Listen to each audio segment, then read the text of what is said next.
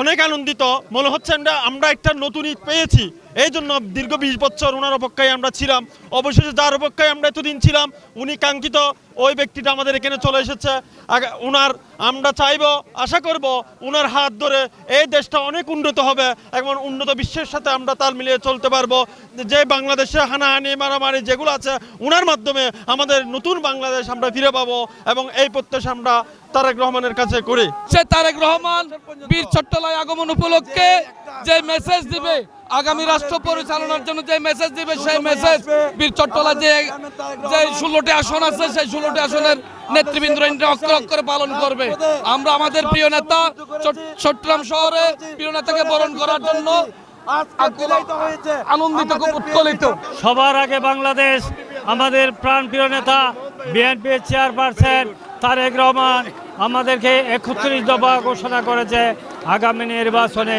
সেই 31 দফাকে সামনে রেখে আজকে 31 দফা বাংলাদেশের জনগণ যেভাবে নিয়েছে, সেটারই প্রমাণ আজকে স্বতঃস্ফূর্তভাবে চট্টগ্রাম বিভাগের সমস্ত জনগণ ঐক্যবদ্ধভাবে আমার নেতাকে শুভেচ্ছা এবং স্বাগতম জানানোর জন্য এখানে উপস্থিত হয়েছেন। ওনার আসার আগমনকে আমরা সরাসরি না দেখলে আমরা হয়তো মনকে বোঝাতে পারতাম না বলে, সে কারণে আমরা নিজ এলাকা থেকে গণসংযোগ শেষ করে আমরা এই বন্দরনগরী চট্টগ্রামে চলে এসেছে।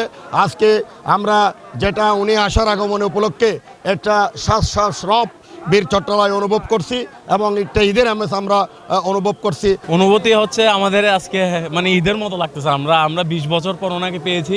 সে ছোট্টবেলায় গিয়েছিল এখানে, আমরা তা অনুধাবন করতে পারিনি তেমন। আজকে দেখে এটা আমাদের একদম ঈদের আমেজের মতো লাগতেছে। দেশনায়ক তারেক রহমান বিএনপির চেয়ারম্যান এর আগমন উপলক্ষে আমার অনুভূতি, আমি বলতে গেলে আজ চট্টগ্রামের মানুষের মনে একটা ঈদের আমেজ বইছে। সেটা আমার মনেও, নেতাকর্মী না শুধু সাধারণ মানুষের মনেও একটা ঈদের আমেজ বইছে। দীর্ঘদিন পর 2 দশক পর চেয়ারম্যান চট্টগ্রামের মাটিতে পা রাখছে। আশা করি কালকের সমাবেশ অনেক উৎসবমুখর হবে, সাধারণ মানুষের সম্পৃক্ত অনেক বেশি থাকবে। দেশনায়ক তারেক রহমান চট্টগ্রাম শুভ আগমনকে চট্টলাবাসী আজকে আনন্দিত, উচ্ছ্বসিত এবং আগামীকালকে ওনার যে কালজয়ী বক্তব্য, সেই বক্তব্য শোনার জন্য অপেক্ষায় আছেন। কারণ কালকের বক্তব্যের মাধ্যমে আগামী দিনের চট্টলাবাসীর ভাগ্য নির্ধারণ হবে। প্রিয় চট্টগ্রামবাসীকে আমরা আশ্বস্ত করতে চাই, দেশনায়ক তারেক রহমানের উপর আস্থা রাখুন।